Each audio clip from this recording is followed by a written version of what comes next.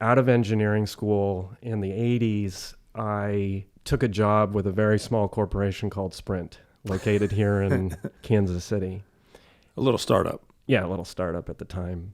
And I was very fortunate. I went into a management training program, and I had great expectations, as did the management that hired me. I, quite frankly, was full of myself. I felt like I was destined to break through the glass ceiling very quickly. I was brash. I was assertive, not to the point of being aggressive, but I felt like I knew it all. And of course, at that young age, you don't. I spent 6 years with Sprint, and on every measurable account, I had great success. I ended up in a profit center with these now unknown devices called payphones. I was basically running a business. It was very exciting. Coin collections, customer service, maintenance, capital acquisitions, etc. It was amazing for a young man in his late 20s. What I didn't realize that I became familiar with after the fact is that I had bumped and bruised my way in my career. And while I may not have severely damaged relationships, I certainly left some scars. And most importantly, I didn't recognize that myself. I didn't take ownership for it.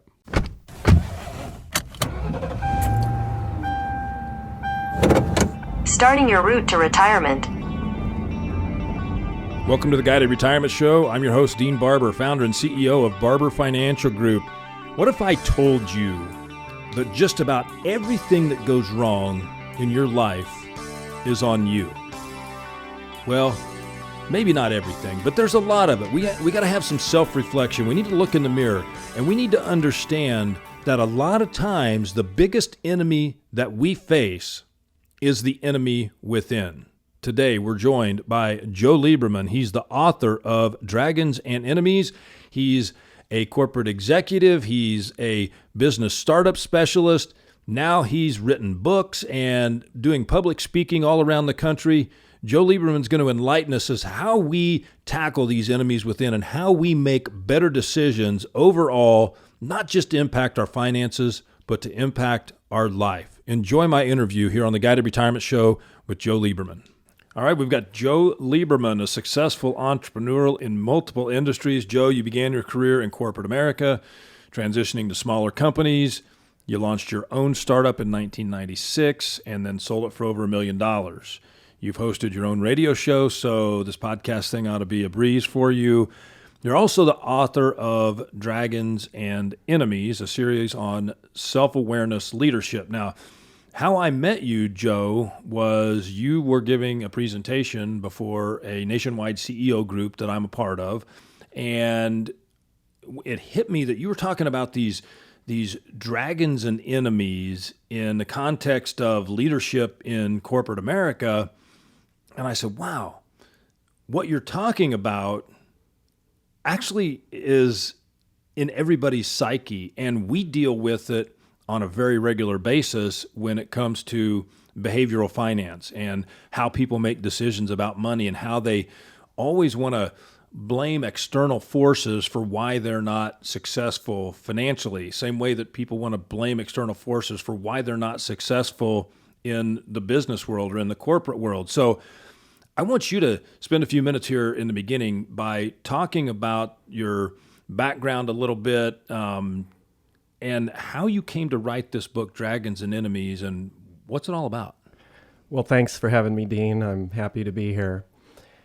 I have had a varied career experience, and as everyone listening has, quite a interesting experience with their personal lives. And I've had a combination of working in a corporate environment. I have slowly downsized where I become entrepreneur. I've had great successes. I've had failures along the way. And I also, at one point in my career, ended up taking a lot of what I call self-awareness courses. They were for personal betterment.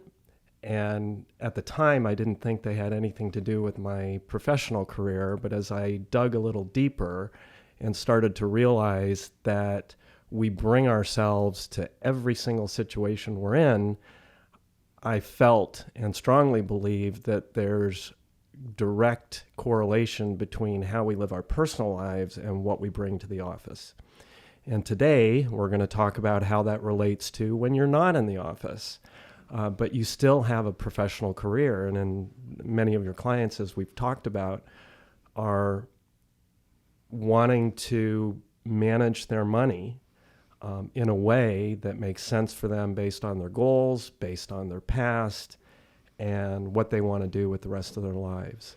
So introduce for us this concept of dragons and enemies, and do it in whichever order you want. You want to do dragons first or enemies first? We'll go either way. Well, they go together. Okay. And for those of you that are watching, I think it's might be interesting to see the logo on the book. It's black and white. It looks like yin and yang for a lot of people. For some people, it's very mysterious because it's super masculine and has a dragon on it and a devil. And what's that all about? So the short version of this is that out of engineering school in the 80s, I took a job with a very small corporation called Sprint, located here in Kansas City. A little startup. Yeah, a little startup at the time. And I was very fortunate. I went into a management training program and I had great expectations, as did the management that hired me. I, quite frankly, was full of myself. I felt like I was destined to break through the glass ceiling very quickly. I was brash. I was assertive. Not to the point of being aggressive, but I felt like I knew it all. And of course, at that young age, you don't. Don't tell that to the millennials, though. Well, they may need to hear this. I get it, but it might hurt their feelings. Yeah, I'm not worried about feelings. Let's talk about reality. Okay.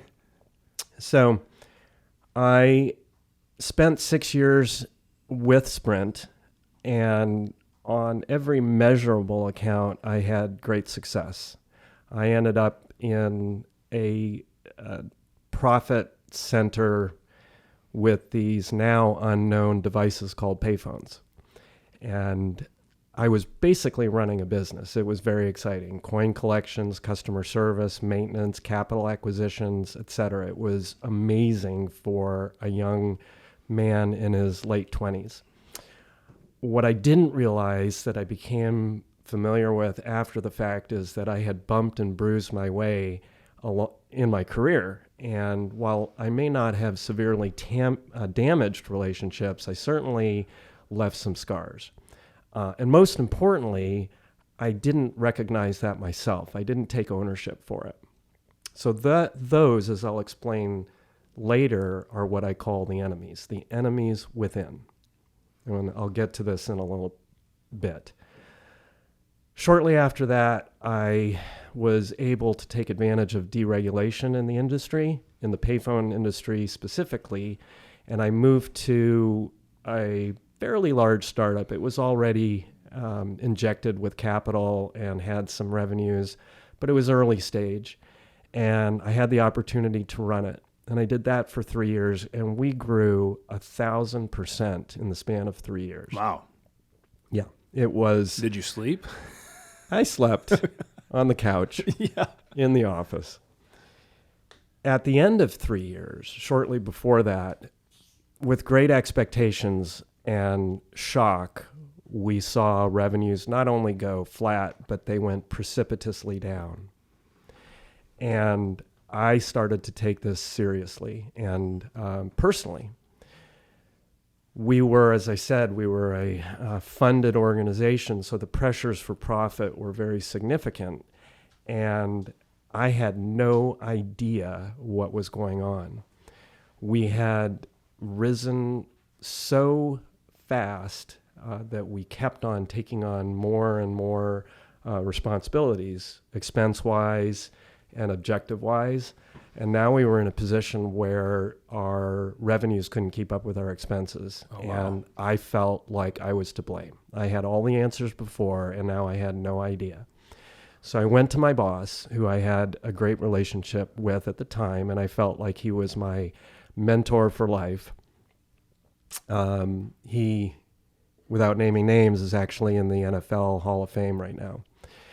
So it was an exciting time for me. But I went to my boss and I said, I don't have the answers. I am racking my brain about what I'm going to do with the organization, and I just can't see what has happened. I really think we need to plan a transition, to have somebody come in who may have more of the answers than I do. And that had to be a difficult discussion. It was, but at the same time, I felt like I was in a trusting, warm, comfortable environment. We had an amazing friendship. The very next day after having this discussion, I found a termination letter on my desk, basically saying I was fired. And it was like a huge splash of water in my face. I began to see the realities and some of the disloyalty that employees see in large corporations occurring in my small corporation. So it was a moment of some aspects of reality that I was not familiar with before. And as I said, at the time, I took it very personally. Years later, it was clearly what I call a dragon that was so forceful we could do nothing about. And that dragon was cell phones. Cell phones decimated the payphone industry. And today there are very few left. It's unusual to actually see them. And so as I look back, it's easy to see that the payphone industry was on its deathbed, and the rate at which it was going to die was so tremendously fast that there was nothing anybody could do about it. And within a year, that company shut down. So that would be a similar story to Kodak and the digital camera, where the leadership of Kodak says, "No, we're a Polaroid company. Yeah, we deal in chemicals and paper here. You know, we don't need that digital stuff, right?" Right, and so it's a little different. That was a dragon for them that they didn't recognize. Clearly, yes. Yeah. However, as in all cases, it's my firm belief that you can break down a problem between what I call enemies, the enemies within, and dragons. If you understand that your bias, your experience, your view of the world may be preventing you from seeing outside of the box, so to speak. Got it. That your box is limited, then you have a choice. And this is really all about choice. How do you either have somebody tell you what's bounding you in that box, or how do you make the box bigger? And I'm sure we'll get into that a little bit more. As my career progressed, in fact, it failed at that point. I had a very large mortgage. I had a young family. I had a small cat and a bank account that basically said zero. So I was humbled. I was terrified, and I had to do something about it. So I began what's called now a digital marketing agency in the World Wide Web. It was like the World Wide West. There were no rules. Everybody was making it up as they went along. Everybody called themselves an expert. So, of course, I called myself an expert. And it grew over time.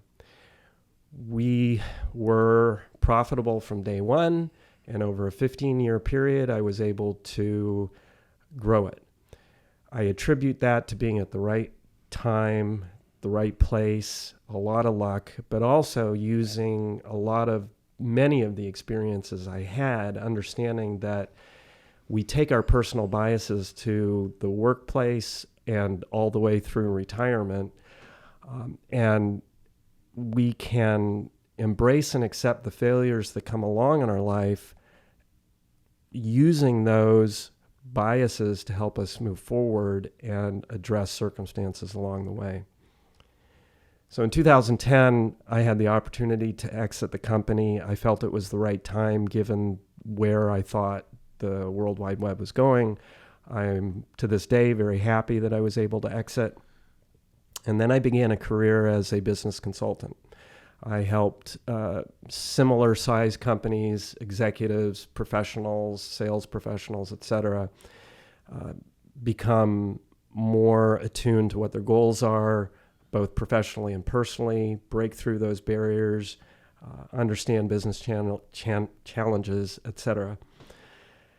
And now I'm getting to the part of dragons and enemies. This vernacular was not part of my speaking at that time. But during this several-year process, I ended up taking many courses on, as I said, self-awareness. And it was more on a personal basis. I wanted to dig deeper into what makes me who I am and how I can live a more fulfilling life. So I had that going into this stage of my career, and I joined a consulting firm. The firm was made up of seasoned professionals who had all had experience like I did, running their own business, sometimes exiting successfully, and applying their expertise to the people that they helped in whatever business they belonged to. And there was a transition during this period of time where one of our lead partners went in a different direction, and the second partner in the chain became the lead partner. And I knew this was not someone that I could get along with.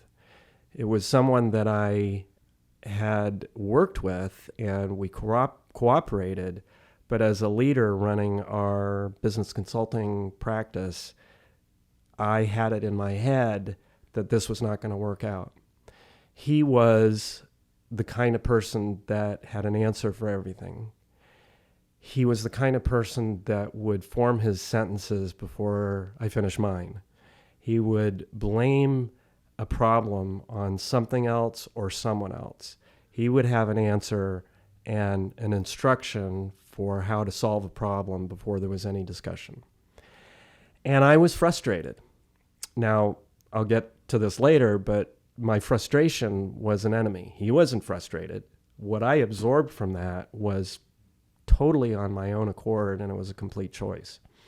His problems, as I saw them, were his problems. In any event, I recalled a cartoon that was popularized by Walt Kelly back in the 70s. And he said something like this: "We have found the enemy and he is us." Meaning that you don't have to look too far to find problems in politics today, in civil discourse, in economic issues, etc. We have a tendency to look outside and blame other circumstances on what's happening to us. Walt Kelly, as have many other famous people like Abraham Lincoln, understood that you need and will benefit by looking inside to see what it is you are doing that might be contributing to the problem. This is not saying it's all your fault, but unless you address what I call the enemies within, you really don't have a good shot at addressing what's outside. So I said to myself, does he not realize he is his own worst enemy? And I began to reflect on my past experience, all the things that I have gone through at Sprint in my corporate career, where I became more and more aware of the things that I had done that I should have taken responsibility for, or could have, that I had enemies within, and that at times I've been that guy. I've been my own worst enemy.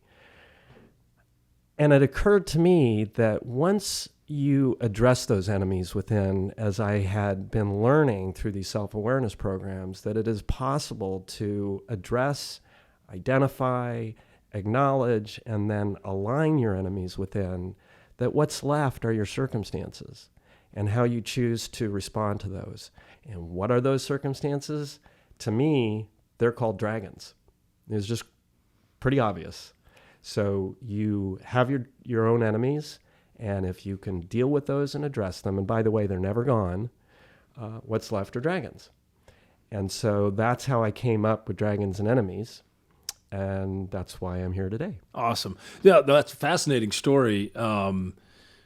And I think probably one of the most fascinating things about your story is your ability to step back and self-reflect, right? I mean, so I want to relate what you are doing here. And your deal is, hey, let me coach these business leaders on trying to help them grow a business by understanding that they're going to have some of their own enemies within, and understand what those are, deal with them, and then you can deal with the circumstances around you in a much better way.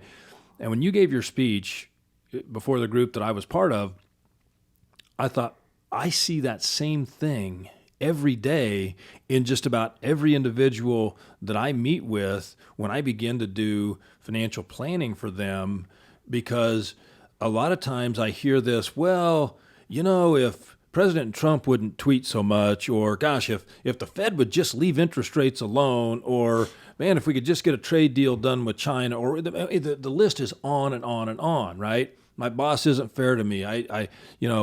Nobody told me that I was supposed to do the 401k when I first started, so I didn't get started until I was 50 years old. All these excuses, right? And they're tremendous. And I think that so many people destroy their own ability to live their one best financial life because they're not looking within. And so that's why I wanted to bring you here to the Guided Retirement Show to talk about how this not only affects a person in their corporate or business life, but I think it affects every aspect of your life, your relationships, and the way that you deal with and make decisions that can have a huge impact on your future. Yeah, I totally agree. So there are concepts that are somewhat contradictory here. How am I supposed to accept the fact that I have enemies within and understand that I have failures, while at the same time be successful? Our tendency is to believe that failure is a dishonor. And that failure may be, I didn't set up my 401k in time, or interest rates are not at a level that I can live comfortably at when I planned for my retirement 20 years ago.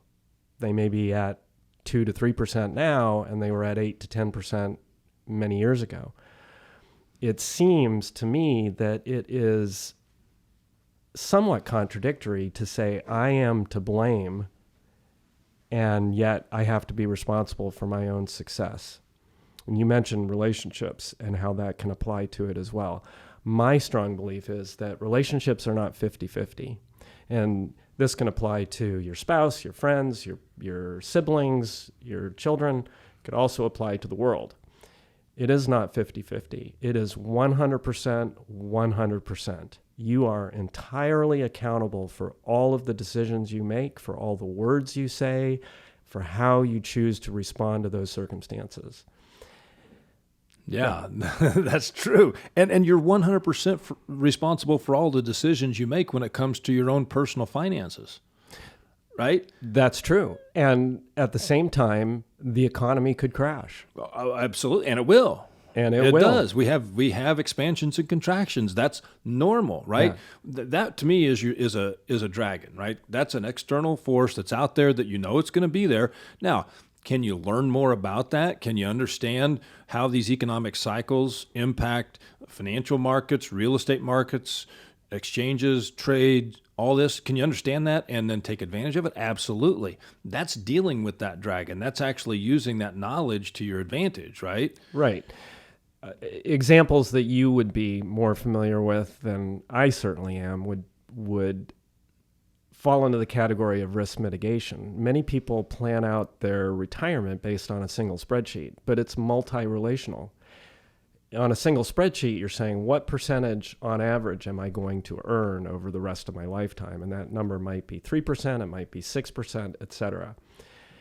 But we know that over time, that's going to go like a roller coaster from 2% to 0% to 10% and whatever that might be. And there's going to be minuses in there. Exactly. We've seen it. So how do you plan for that? How do you mitigate your risk? There may be choices. Well, there will always be choices. There may not be solutions that are acceptable to you at the time, but if you don't have a vision of where you want to go, then you will never get there. If you don't know what you want to accomplish with the rest of your life, personally, professionally, financially, if you haven't decided where it is you want to be, then how can you expect yourself to get to some place that's fulfilling? You know, it's interesting because we have the guided retirement system, and that's all part of what we do, and that's why I created this podcast, the Guided Retirement Show. And so I was thinking one day about taking a trip, right? So I've got kind of a bucket list of trips that I want to take, and one of the things I wanted to do for a long period of time was to go down to Brazil and go giant peacock bass fishing on the Amazon River. Okay, now I'm an avid fisherman. I love to fish, but the Amazon River is a little different, right? So I could take this upon myself to say, you know, I know how to put a lure on a pole. I know how to throw that lure into the water, and I know how to reel a fish in. So I'm just going to go to the Amazon and I'm going to go giant peacock bass fishing. That would be insane. This is a trip of a lifetime. I'm going to be in the middle of a jungle in, you know. Well, it's actually a choice you could make. It's a choice, but think about it.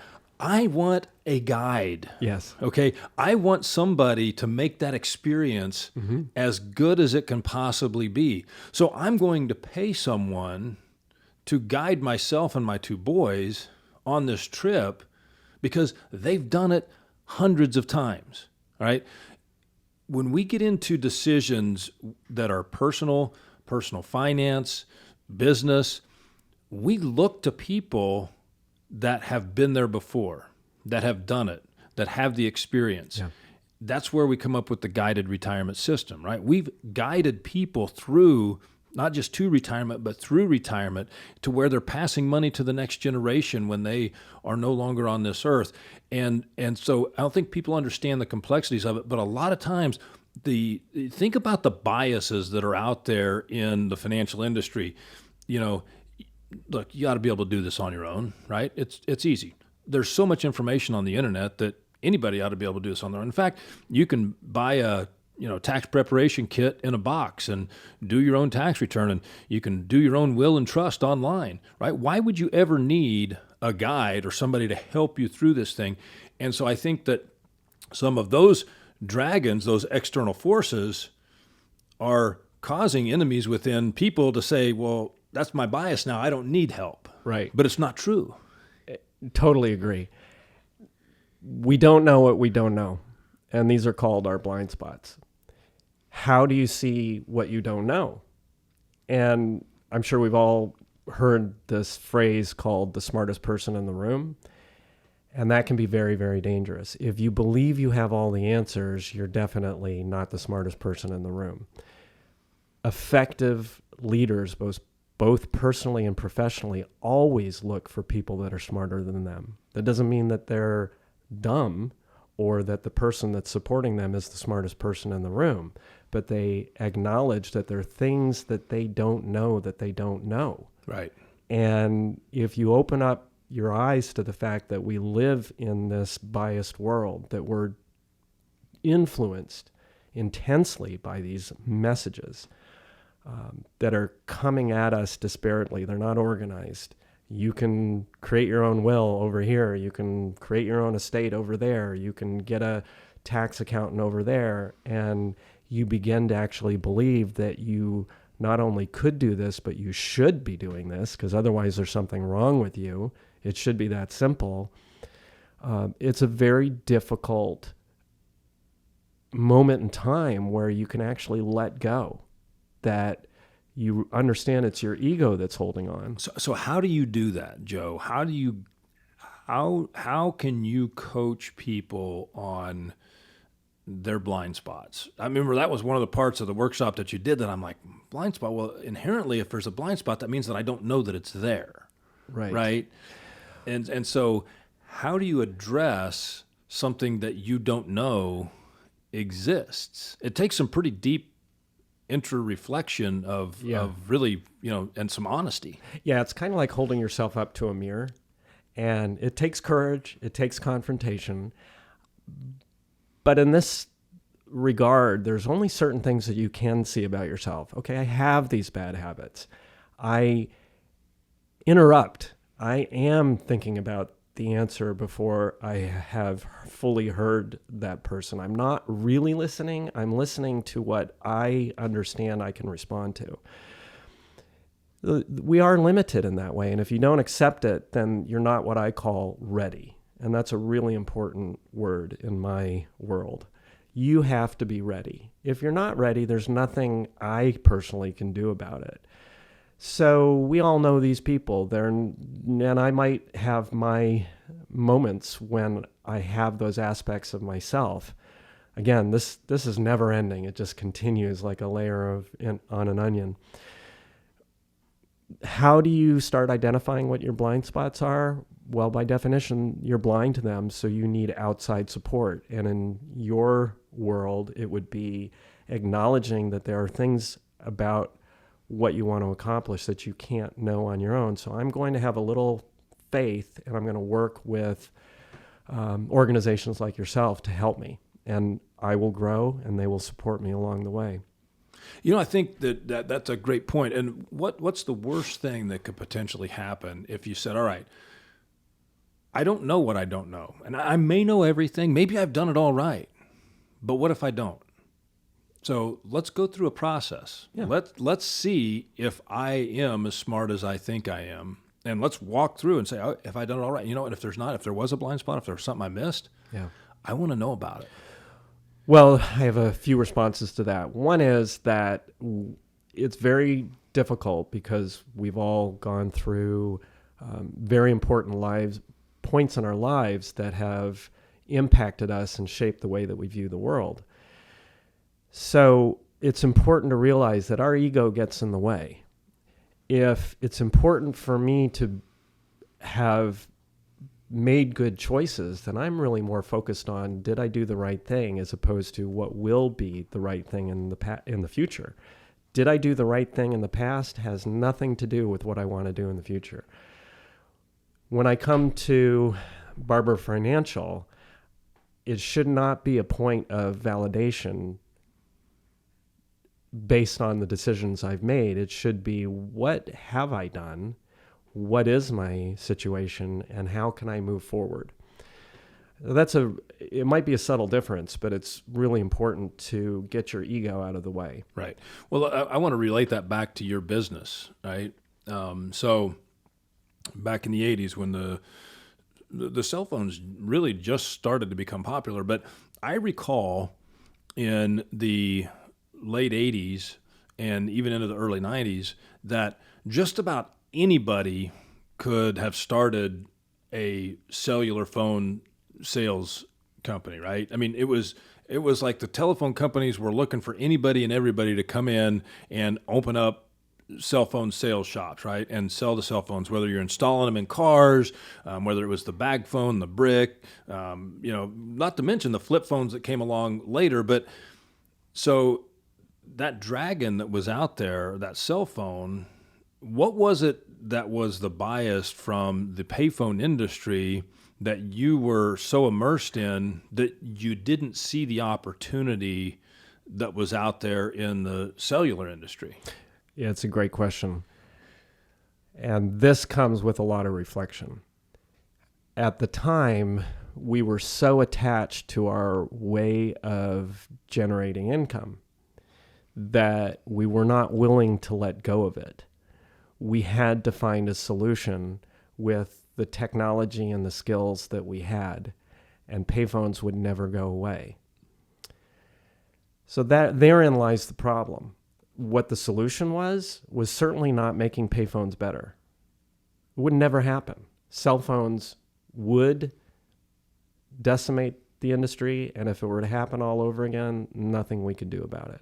And we see that in so many other industries, the consolidation of them, the transition of them. At the top of my head, I'm thinking through massage parlors. Easy to start, but we're already, over the last decade, seeing consolidation where you have retail franchises being set up where you can set an appointment with a number of different specialists at all times. We're starting to see this in the CBD market. The legalization of marijuana will eventually happen. And by the way, I'm not condoning this. I'm just saying the reality is that it will happen. And what I'm seeing is that shops are coming up all over the place. And like the cell phone industry, where it was easy to get in, although it was expensive, you had to raise capital to buy bandwidth. We saw hundreds and hundreds of companies start up, some of them with the incorrect belief that they would master the market, and some of them with the foresight that they would be bought out. Eventually, those will be consolidated. I don't know how long it's going to take, but there are wise people out there who understand that as soon as and as fast as they can open up these shops, they'll be in a position to be bought out down the road. So how does this relate to the cell phone payphone situation that I was in? I couldn't see it. I just couldn't see it. I did not have the wisdom. It was a Mack truck on a one-lane highway that was going to crush me no matter what. But could I have pivoted? And I don't know that we would have been successful, but we had some significant transferable skills that we could have used in other areas. We had a successful sales force. We had a successful customer service operation. Had we used or planned for taking those skill sets, those transferable skills, into another industry, then we may have survived financially as a business. So is one of the things you're doing now, Joe, trying to sit with entrepreneurs, business owners, CEOs, and help them see the things that they can't see, step back and look at the bigger picture and understand all the different dragons that are out there and teach them how to slay those dragons? Is that the deal? Yeah, that's certainly part of it. CEOs, understandably, are looking for actionable items. And while it may be interesting to them on the front end to say, okay, I'm the problem, or at least I'm a cause in some of the problems that we experience, they also want to know, how do they apply this going forward? So every circumstance is different, and it may involve working with the team to help them go through the process of identifying, I have dragons. They may be my boss. They may be the people that report to me. I have enemies. I bring my biases. I bring my bad habits, my attitudes, etc. And then I have all these objectives that I want to accomplish, or that I've been instructed to accomplish. How do I go about accomplishing those, recognizing that some of my biases come into play? And it's very interesting. Sometimes we are able to just focus completely on the business objective because it is a dragon that has to be slayed and or danced around. We haven't really talked about that much. And work through those issues. Or it may be that the enemies that are in front of us are so significant that it doesn't allow us to work cooperatively with the team, the workforce, the customers, etc. So every one of them is different, but the ultimate objective is to break through barriers and become more profitable. So are your books written in such a way, Joe, where people could read these and they're not be a CEO, but they could read these and say, okay, so this would help me with my own personal life and my future planning so that I can truly live my one best financial life, as we like to say, through our guided retirement system? Right, absolutely. The core of what I get at is about personal leadership and taking responsibility for not only who you are, but what you want to accomplish in life. So while there may be some anecdotes that are related to the professional world, every chapter has a personal anecdote that will apply to everyone. All right, so here's the way I think about this, Joe. If somebody goes into retirement, they still have a job. They are the CEO of their own financial life. Okay, so all of the things that we applied back in the business world now just got even that much bigger, right? And show me a good CEO that doesn't have a good CFO or a good tax department or a good legal department, right? And they all work together and they're collaborative, right? So that person can apply the biases and that you got here in your Dragons and Enemies and put that to work in their own financial life through the lens of just thinking of themselves as the CEO of their own retirement. Absolutely. In fact, it becomes even more significant, as you mentioned, when you're in a corporate environment or even collaborative with a few people, the responsibility is shared, even though I said it's 100%. But now when you get into a retirement stage, you're so much more accountable and responsible for your wherewithal. So expanding that team is critical, and working with financial organizations like yourself is, in my view, essential. So how do people get a copy of your book? Well, it's online. Yes. Thank you for asking. I have a website, and it's called www.dragonsandenemies.com, fully spelled out. And I'd be happy to personally sign any books that people are interested in buying. All right. And also that'll all be in the show notes of the podcast here today. So you can just, go to the show notes. There's a link there that'll take you right to Joe's website. You can purchase a book right there. Let him know that you heard it here on the Guided Retirement Show, and he'll autograph it for you and send it to you. Joe, this has been a pleasure. And I think about this, there's been a lot of books that have been written on behavioral finance. And they all try to go into the deep side of the money side of things. But I think that behavioral finance has a lot more to do with your Dragons and Enemies than what anybody really has identified before. And I think that you may be onto something here, that if you could expand this into a book or some sort of writing to help people make better financial decisions by acknowledging their own biases and understanding that it's okay to ask for help sometimes, that could go a long way for you.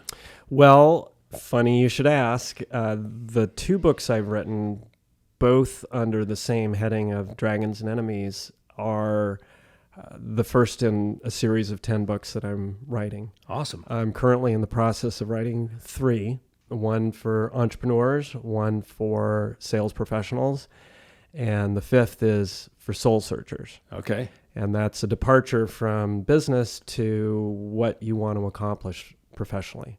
And after that, I'm going to take even more concerted effort to get into slices of life and financial aspects and relationships, things that we are really important to us but have not been addressed in this kind of format. Well, if you're interested in somebody helping contribute to that, I've got a couple of books that I've written myself, so I'd be happy to maybe give you do some contribution to those books for you. Excellent. I'll take you up on it. Well, thanks for being here, and good luck on all the book writing, and I'm sure that we'll, as you continue to release these books and do that, I'd like to have you back on to talk more about this. Be happy to. All right. Thanks for being here. All right. I'm going to encourage you to go to the show notes, guidedretirementshow.com/20. Don't wait. Do it now. Get the copy of Joe Lieberman's book, Dragons and Enemies. Get serious about this stuff. Attack those enemies from within. Make better decisions for your life. Make better decisions with your money. Get out of your own way. Understand that what Joe is talking about today is very, very real and is very prevalent in all of our lives. So get to the show notes. Get a copy of Joe's book. If you want to talk to one of the financial planners here at Barber Financial Group, that's also in the show notes, a way you can contact us. You can start a communication via email. We can do phone calls. We can do face-to-face meetings. However you want to do it, we're here to help. I hope you enjoyed this episode of the Guided Retirement Show. Please remember, share this with your friends. Subscribe to our podcast. Get to our YouTube channel. You can watch us do the show as opposed to just listening. Investment advisory services offered through Barber Financial Group and SEC registered investment advisor.